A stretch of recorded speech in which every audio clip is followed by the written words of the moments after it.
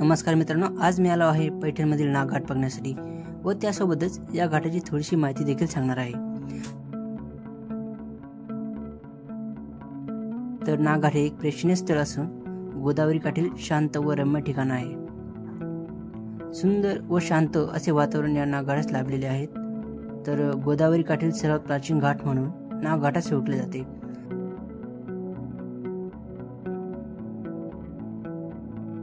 हा घाट सातवाहन कालापासून अस्तित्वात आहे व नागडोह म्हणून महानुभावांच्या साहित्यात नाग घाटाची नोंद देखील आहे। याच घाटावर ज्ञानेश्वर महाराजांनी रेड्यामुखी वेद वदविण्याचा चमत्कार करून दाखविला होता।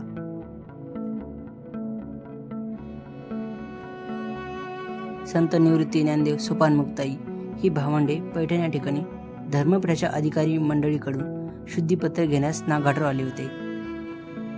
तेव्हा एका व्यक्तीने ज्ञानेश्वर महाराजांना म्हणाले, तू जीवाशिवाचे तत्वज्ञान सांगतो, मग रेड्याच्या मुखातून वेद म्हणून दाखव, असे आव्हान दिले। तेथून एक रेडा चालला होता। ज्ञानेश्वरांनी त्या रेड्याच्या जवळ जाऊन त्याच्या डोक्यावर हात ठेवला आणि वेदांचे उच्चारण रेड्याच्या मुखातून होऊ लागले। त्यावेळी महाराजांचे वय अवघी 12 वर्षे होते। या घटनेने नाग घाटाचे महत्त्व आजही अबाधित आहे।